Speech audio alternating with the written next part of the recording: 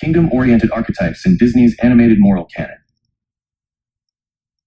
As we have seen, virtue lies at the heart of Disney's moral canon, yet Disney's moral meta-narrative is more complex and robust than virtue ethics alone. Disney's films love to underscore the point that good will triumph, that we have more strength than we realize, and that even the small one has a significant role to play. But also, importantly, that justice and injustice, good and evil, are issues that begin with a question and reflect the condition of one's heart. Recurrent themes include nobility and the kingdom, hope for the orphan, even tramps and alley cats, rescue and redemption of the lost, the cursed and the savior, the beautiful and the atrocious, and, relatedly, the virtuous contra the egoist. Even when the primary theme is not that of hero or heroine contra villain, as in Frozen, virtue remains a major motif, and egoism still plays a minor role, such as Prince Hans. Those virtues, which should bind us together for a better world, are frequently presented as faith, fortitude, hope, humility, courage, compassion, and an altruistic love, many of which require the virtue of temperance. Disney's emphasis on archetypes of virtue and vice indeed points us toward a virtue-oriented ethics, but this ethics looks toward a particular end, a particular vision of the good life, an ever-after happiness, and that ever-after is often, interestingly, depicted as a kingdom. Disney's fascination with the kingdom motif is no secret.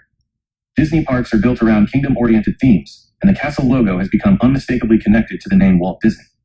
What Disney's parks and kingdom-oriented films seem to share is an attempt to grasp a sense of the good. In its films, Disney communicates certain things about the kingdom ever after. It is a place where injustices cease and justice reigns. The good always triumphs, and certain superior moral impulses bind us together. Thus, while Walt Disney features are largely non-sectarian, the overall moral concern of the most celebrated animated features in the canon has often aligned with the classical Christian moral narrative, one that is framed in light of a teleological way it should be, and a future kingdom-oriented eschatology. The theological significance of this kingdom-oriented vision warrants unpacking, but it must be understood that such a kingdom is most clearly realized through its representative inhabitants. The power of archetype and Disney's kingdom-oriented eschatology. Archetypes are essential in moral storytelling. Shades of gray continually complicate contextual considerations, so classical narratives are often idealistic, not realistic. Yet, archetypal clarity is an effective tool for navigating situational complexity. Models or representatives are essential in virtue education. Indeed, in most education, principles are not enough, examples are needed. Narrative structure itself often relies upon archetypal contrast, context, conflict, resolution, creation, fall, redemption. In moral storytelling, we are often meant to contemplate higher ideals, namely, goodness, telos, and, relatedly, justice, and we often do so more effectively through archetypal contrast. Because it plays such an important role in cultural narratives, archetype has become a subject of particular interest to psychologists, and, as it is applicable to theological narratives as well, theology is able to suggest some important implications connected to the role that archetypes can play in orienting our attention toward the consideration of higher ideals and deeper truths. As Alistair McGrath explains, Carl Jung famously suggested that certain universal psychic structures underlie human experience and behavior, an idea taken up in Joseph Campbell's influential account of the fundamental plotline of stories, such as the myth of the hero. From this, Campbell developed the notion of monomyth, the idea that all mythic narratives are basically variations of a single great story, so that a common pattern can be discerned beneath the narrative elements of most great myths. Responding to a question of fascination with the fact that such diverse cultures can still share an overwhelming amount of similarities when it comes to myths, Joseph Campbell stated that, one explanation is that the human psyche is essentially the same all over the world. Out of this common ground have come what Jung has called archetypes, which are the common ideas of myths. While we certainly do not lean heavily on Jung, we think in this instance, he is onto something. We think beauty is one of these archetypes, along with the kingdom ever after, which we think is not simply the good life, but rather a deep sense of justice, that something wrong has been set right, and the goodness of the kingdom ever after is reflected in the renewed hearts and minds of its citizens. In light of this, it is worth pondering Disney's kingdom-oriented interest in archetypes of virtue. Insofar as Disney means to communicate that a certain caliber of character, demonstrated through different archetypes of virtue, is directly associated with the beauty of a goodness ever after, especially since the archetypes of virtue are often presented as archetypes of nobility, then the kingdom is a sort of archetype in itself. This recurrent motif of the beauty and goodness of the ever after becomes a sort of model. The kingdom of goodness looks like that. Its representative inhabitants, its noble ambassadors, look like this. If you wish to aim for such a kingdom, then you ought to imitate the sort of characters who dwell there. Reach for the kingdom ever after by aiming to become like its model citizens. There is, then, an entwining relationship between Disney's virtue motif and its interest in beauty and kingdoms. The kingdom is unmistakably tied to beauty, as it is meant to communicate something about an everlasting beauty. And beauty is implicitly tethered to character, that is, to virtue. To speak of Disney's recurrent kingdom motif is to call to mind the sort of characters who dwell there. Thus, many Disney characters, especially Disney nobility, are presented as archetypes of this kingdom ever after, and as we encounter more of these kingdom ambassadors, the kingdom itself begins to come into view. The kingdom is like that. It involves that kind of goodness. Notice that we do not ever really get to see and experience the kingdom itself. It is not in the here and now, but the thereafter. After justice is realized, goodness has overcome evil, love abounds, and we have grown into a certain sort of character.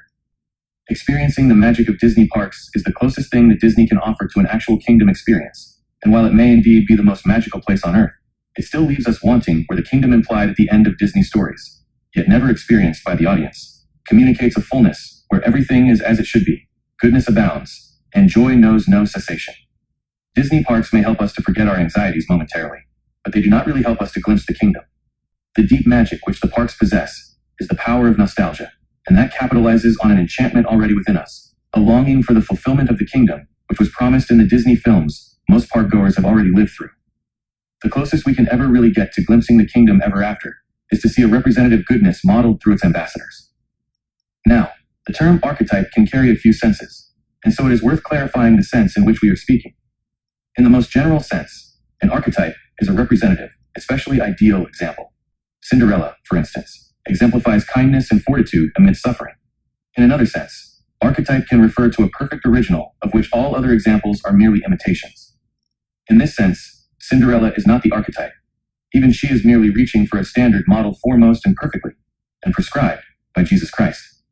A third sense views archetypes as inherent concepts, certain ideas present in the backdrop of the collective human subconscious. The moral apologist will quickly point out that beauty, goodness, and the notion of a just order indeed seem to lie at the foundations of collective human conviction. Thus, whatever one believes about moral truth and the afterlife, it can be argued that the notion of a kingdom ever after qualifies as a candidate for being considered an archetype in this sense. And when we speak of the kingdom ever after, we are speaking in terms of an appeal to a deep conviction within each of us, an ardent longing for the just order and the good life, and a belief that it entails beauty and goodness, and even that love in some sense may be entwined with these concepts. When we speak of archetypes of nobility, or virtue, or beauty, the beautiful soul, however, we are speaking in the first and more general sense, of examples, depictions of the sort of person meant to be associated in some way with the kingdom ever after. Although many approach ethics and aesthetic as different realms of investigation, many philosophers, from the ancient Greek philosophers Plato and Aristotle, to 18th century English philosopher Anthony Ashley Cooper, and contemporary Swedish philosopher Elizabeth Schelkens, have suspected, and rightly so, that the aesthetic and the ethical are actually two sides of the same coin. They are two modes of investigating the same realm of experience, namely, value conviction. Moreover, some philosophers have insightfully realized that beauty and goodness work together to point to something else, a right order. Thomas Aquinas understood that beauty describes our delight in right order, due proportion, while goodness refers to our desire to know the right order realized and experienced. Justice entails a right order, because we long for such a state of justness, a world free of injustice, suffering, and evil. We associate goodness with the fulfillment of that desire. There are other theological factors to be considered in relation to our desire for the kingdom, but we are speaking here primarily of Disney's kingdom-oriented vision, and the fact that goodness and beauty are related to a sense of, and longing for justice, realized in the kingdom. Because we sense that the kingdom is like that there is a right order implied, we associate beauty with the idea of the kingdom. Because archetypes, representative examples, are so effective in contrasting good with evil, and that which is beautiful with that which is undesirable, Disney speaks most powerfully and broadly about goodness and beauty when it narrates through kingdom-oriented archetypal ideals, of virtue, of beauty, of nobility.